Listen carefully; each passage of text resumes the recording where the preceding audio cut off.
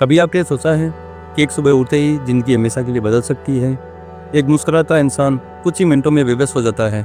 वो चुपचाप आता है बिना दस्तक दिए और एक दिन को तोड़कर चला जाता है। जी हाँ, हम बात कर रहे हैं हार्ट अटैक की। और आज हम सिर्फ बीमारी की नहीं, हम बात करेंगे एक ज़िंदगी की और सिर्फ बचाने की।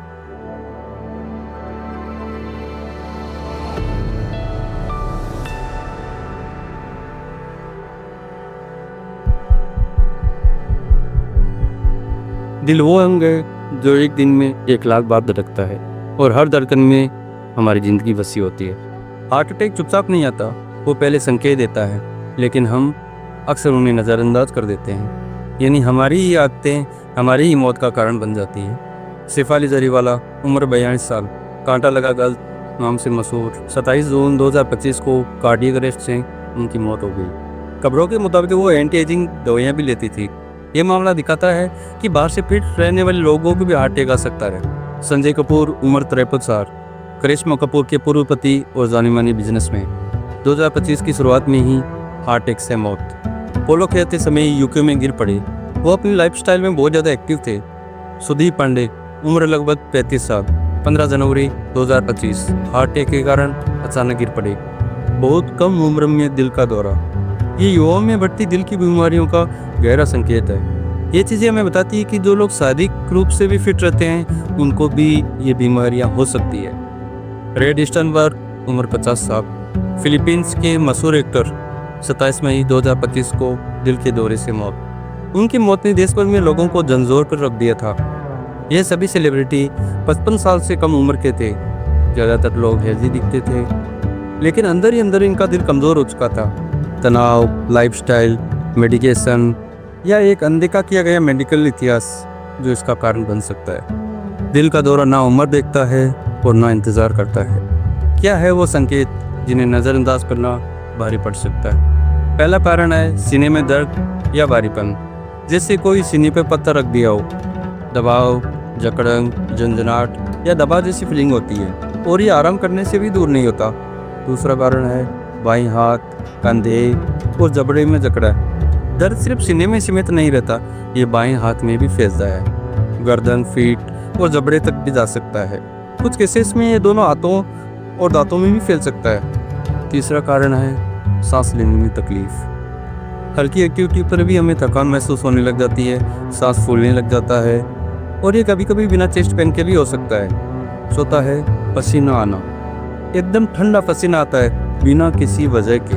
ये स्ट्रेस हार्मोन रिलीज होने की वजह से होता है और ये ज़्यादा मेल पेशेंट में देखा गया है। पांचवा है उल्टी जैसा महसूस होना। कभी कभी हार्ट अटैक की शुरुआत पेट से होती है। नोजिया, उल्टी, पेट में दर्द, ये महिलाओं में ज़्यादा होता है। अगला है अचानक बेहोशी या चक्कर आना। ब्लड प्रेशर कम होने की वजह से हमारे दिमाग में ऑक्सीजन नहीं पहुंच पाती है। इससे आंखों के सामने अंधेरा, घूमना या बेहोशी हो सकती है। नेक्स्ट है अचानक कमजोरी और थकावट। कुछ लोग हार्ट अटैक से पहले एक्सट्रीम थकान या कमजोरी महसूस करते हैं बिना किसी वजह के। सीढ़ियाँ चढ़ने पर सांस खुल जाती है। महिलाओं में ये कॉमन और डेंजर साइन है। महिलाओं में ज़्यादातर साइन पेट दर्द, नोजिया, उल्टी और थकान जैसे सिम्टम देखे जाते हैं। बुजुर्गों में ये चेस्ट पेन, थकान और कन्फ्यूजन पैदा करता है।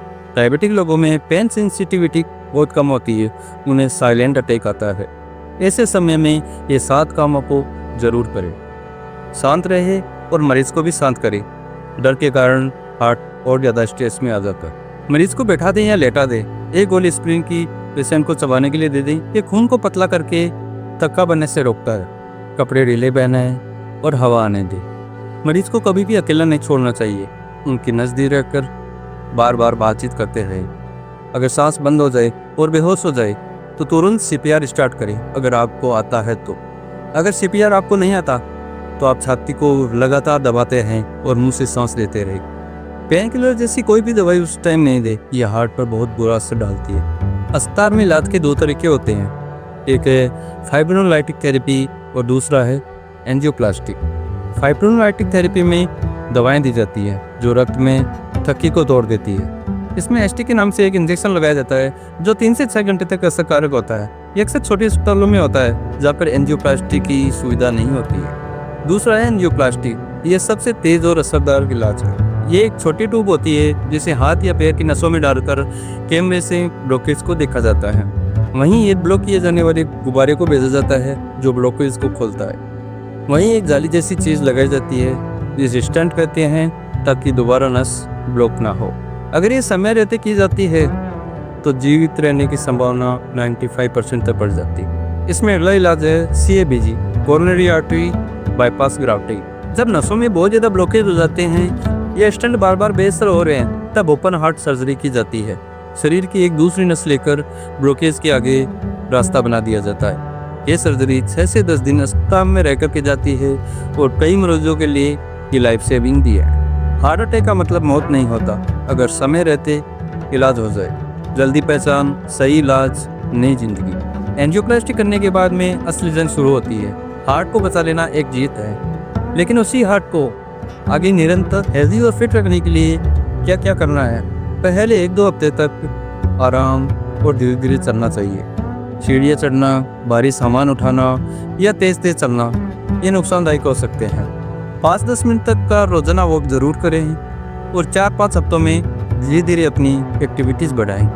खान पान में बदलाव करें, हार्ट फ्रेंडली डाइट खाएं। खाने में कम नमक, कम तेल और फाइबर युक्त भोजन होना चाहिए। फाइबर से युक्त भोजन सब्जी, फल, दाल, अखरोट ये ज़्यादा मात्रा में। तला हुआ खाना, रेड मीट, बटर ये कभी नहीं दें। धूम्रपान, तंबाकू और शराब इन्हें बिल्कुल त्याग दें। एक सिगरेट हार्ट की नसों को 1 घंटे तक संकुचित कर सकती है। शराब से BP और ट्राइग्लिसराइड बढ़ते हैं। नियमित व्यायाम करें। दिल की धड़कन को मजबूत करने के लिए शरीर को पसीना देना बहुत ज़रूरी है। ज़्यादा थकान या सीने में अगर दर्द हो तो तुरंत डॉक्टर को दिखाएं। योगा करें, रोजाना गहरी सांस लें। काम का ओवरलोड, रिश्तों में तनाव, चिंता ये हार्ट के दुश्मन है। दवाइयों को नियमित लें, एक भी दिन मिस ना करें। ये दवाइयाँ खून को पतला करती है, रक्त में थक्का बनाने से रोकते हैं, कोलेस्ट्रॉल को कम करती है और दिल की धड़कन को मजबूत बनाती है। इसलिए एंजियोप्लास्टी के बाद में दवाइयों को निरंतर रखें। हर 3 से 6 महीने में डॉक्टर से फॉलोअप जरूर करवाएं। ब्लड शुगर, BP और लिपिड प्रोफाइल ये निरंतर चेकअप कराते रहें। दोबारा हार्ट अटैक से बचने के लिए आपका BP, शुगर और वेट ये हमेशा संतुलित में रहे। दोबारा हार्ट अटैक से बचने के लिए इन बातों का हमेशा ध्यान रखें। आपका HbA1c लेवल बिलो 7, आपका LDL cholesterol level below 70 mg/dL और आपकी BP 130/80 mg और आपका BMI बिलो 25। हर दिन एक नया मौका है बेहतर बनने के लिए, दिल के लिए, अपनों के लिए। धन्यवाद।